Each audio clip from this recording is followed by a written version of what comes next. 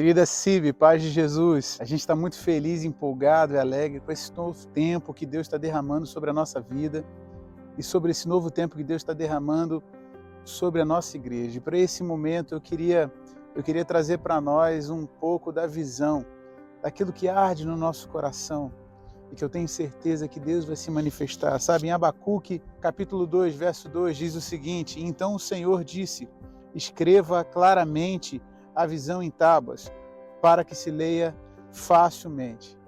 Então, meus irmãos, nesse começo de jornada, de caminhada, junto à igreja, nós temos uma necessidade de comunicar a visão. Mais do que uma necessidade, na verdade, a visão e o propósito faz o nosso coração se mover, se movimentar em direção àquilo que Deus preparou para nós. Então eu queria deixar aqui, trazer como um marco, para que a gente possa começar a nossa caminhada tendo um alvo, um objetivo a ser conquistado, almejado, desejado e perseguido. Sabe, eu queria declarar isso contigo e juntamente contigo perseguir essa visão e esse propósito de Deus. Sabe, num tempo tão confuso e tão violento, na sociedade tão deturpado, tão desequilibrado, queremos sonhar e realizar. Nós queremos avançar, nós queremos conquistar. Sonhar com uma igreja santa, pura, sem mancha, onde cada membro é uma pedra viva na construção de um grande altar ao nosso Deus. Uma igreja onde o pecado é tratado como pecado, onde a glória nunca será dada a homem nenhum, a não ser a Deus. Uma igreja onde a palavra é mais do que um livro a ser estudado, mas sim vivido.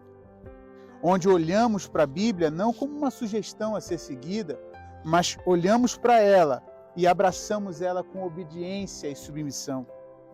Um lugar onde a oração se torna mais do que uma prática religiosa e passa a ser o oxigênio do nosso ser. Um povo que não olha para a oração como fonte de poder, mas como um lugar de encontro e relacionamento com Deus, onde nós saberemos que estamos cheios da presença de Deus, não por aquilo que recebemos de Deus, mas por quanto nós conseguimos nos render e nos submeter a Ele.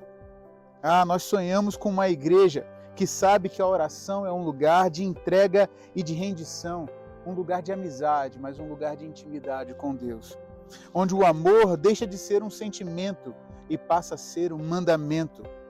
Uma igreja onde não há maiores e menores, mas irmãos que preferem um ao outro em honra e graça, onde os maduros promovem os mais novos e onde os mais novos honram os maduros. Uma igreja que se submete ao Espírito Santo, ao seu governo e ao seu fluir. Um povo que manifesta todos os dons e frutos do Espírito Santo para a santificação do corpo, tornando-se um instrumento de salvação do nosso Deus. Um lugar onde os cultos são verdadeiras celebrações, festas por entender e ter consciência do enorme privilégio que é adorar em comunidade ao Deus que está vivo. Um povo que sabe que ser crente não tem a ver com pertencer a um segmento religioso, mas ser alguém que crê e nutre fé em Jesus, de todo o coração, com toda a alma, o adora. Que expressa com liberdade, pois o seu coração foi alcançado e resgatado. Alguém que sabe que para a liberdade Cristo nos libertou. Um crente que manifesta vida de adoração vibrante, intensa, tanto em casa, no trabalho e no ajuntamento das celebrações. A gente sonha com uma igreja de gente que vive para conhecer a Deus profundamente. Gente que não somente recebe uma visitação de Deus, mas gente que se torna a habitação do Espírito Santo.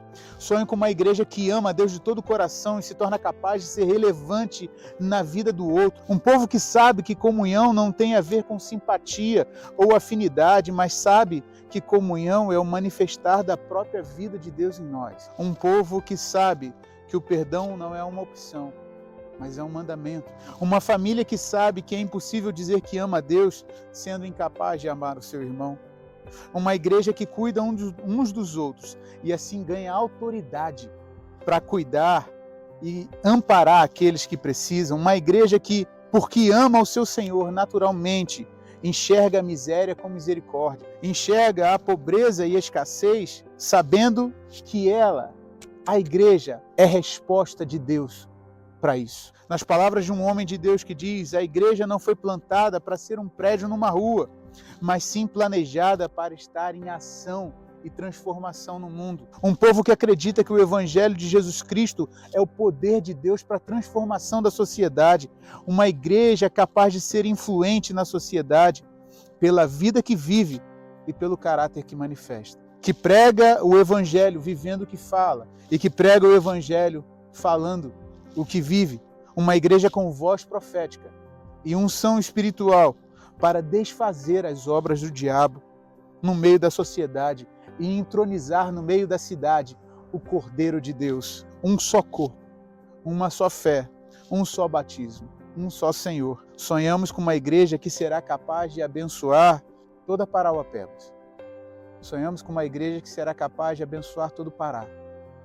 Sonhamos com uma igreja que será capaz de abençoar todo o Brasil. Sonhamos com uma igreja que será capaz de abençoar todas as nações, sem nunca se esquecer da sua própria vizinhança.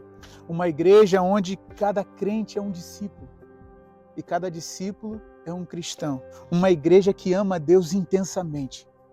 Uma igreja que ama o próximo profundamente. E uma igreja que, no poder do Espírito Santo, transforma e redime toda a terra. Amando a Deus, amando pessoas e transformando o mundo. Segunda Igreja Batista de Parauapebas. Uma igreja vibrante, uma igreja relevante, uma igreja influente.